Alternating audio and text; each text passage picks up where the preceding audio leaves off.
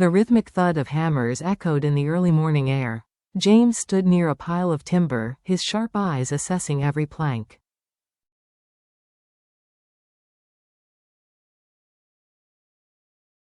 Some boards were slightly warped, others burnt at the edges, signs of a long journey from forest to worksite.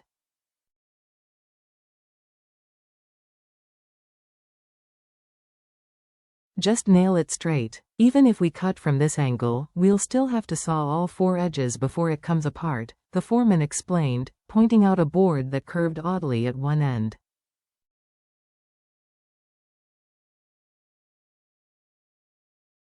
It's the only size left. James's phone buzzed. Hello, James here, Mr. James, it's Lynn.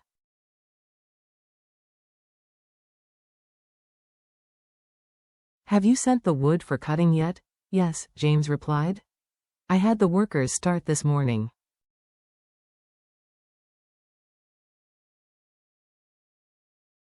Good. Tomorrow, we'll begin erecting the columns.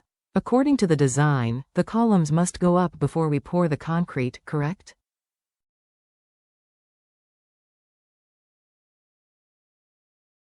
That's right, James confirmed. Once the house frame is done, we'll lay the wooden flooring.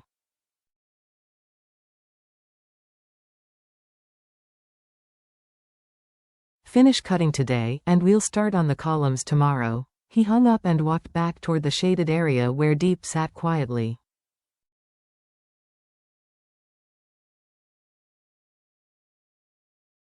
Done with your work already? He asked warmly. Yes, she smiled faintly. James updated her on the progress.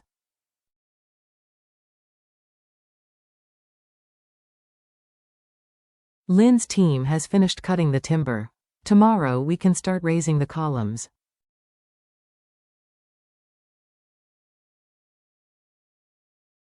If you have time, we could stop by the site, see their work, and maybe help out a bit.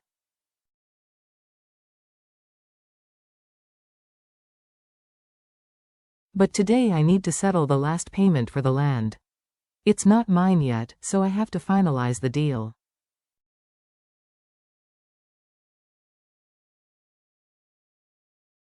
What about you? Any plans? I might go collect a few things, or stop by the site if I have time.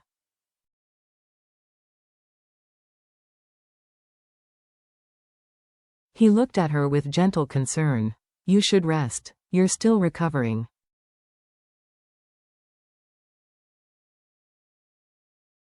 Diep's smile turned wistful. I know my limits. If I'm not well, I won't go. But staying home all day feels empty.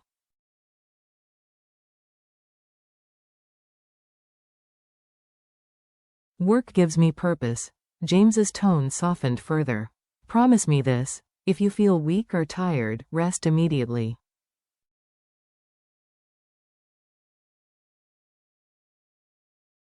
Your health is too important. As they talked, his eyes fell on the jewelry she wore.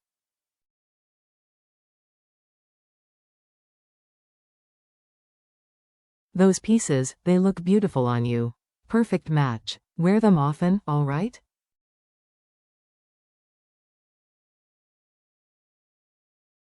I'm afraid of losing them at work, she admitted. They're secure.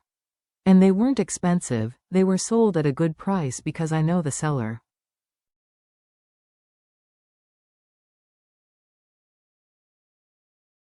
No need to pay me back. Diep tilted her head. It feels like you're hiding something.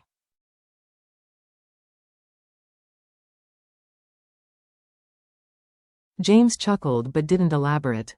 Another time. His phone rang again. James here.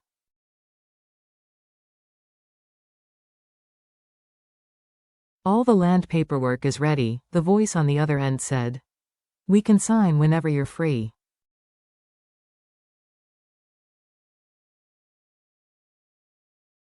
Give me until midday or afternoon, James replied.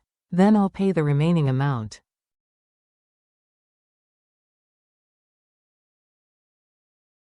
After the call, he turned back to Diep.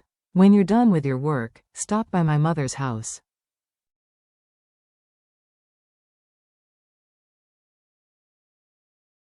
She'd be happy to see you. Or call me, and we can head to the new site together.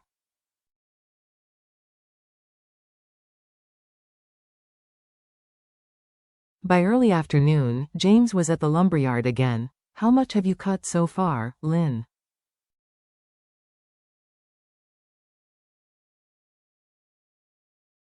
Almost half, came the reply. Push to finish this afternoon. Get the workers some drinks too, James said.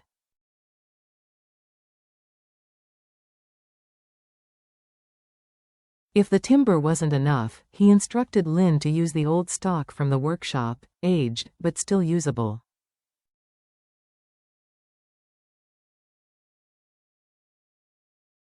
Logging restrictions had made fresh, high-quality wood scarce. I know this isn't your usual work, James told Lynn, but with Tuan busy, I'm relying on you.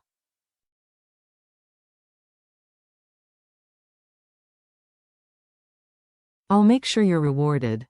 Their conversation drifted to company matters, new hires, wage increases, transport for workers, and the slow progress of a turnkey house project.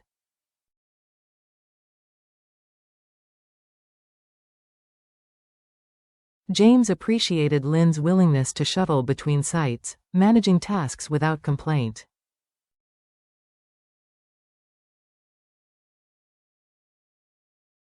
After you finish here, call me, James said.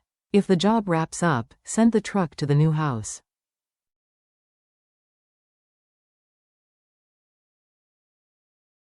Next, James met with Duck, an old acquaintance.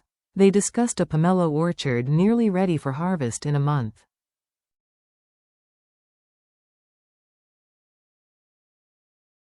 James wanted to inspect the fruit to ensure it met quality standards, smooth skins, consistent size, and sweetness enhanced by regular potassium fertilization.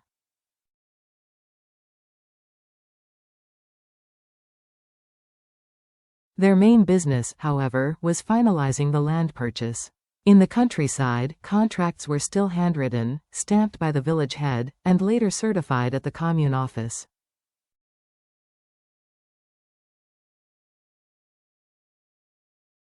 James counted out 200 million Vietnamese dongs in neat stacks, snapping a quick photo for record-keeping.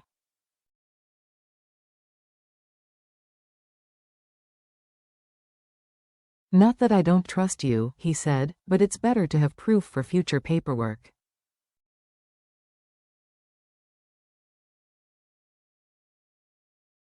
As the day wound down, James called another associate.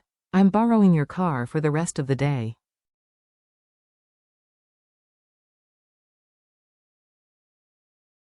The longans are ripe and sweet, try some.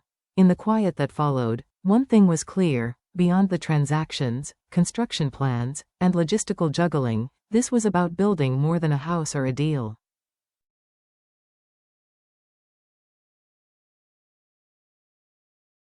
For James and Diep, it was about laying the foundations of a shared future, plank by plank, column by column, moment by moment.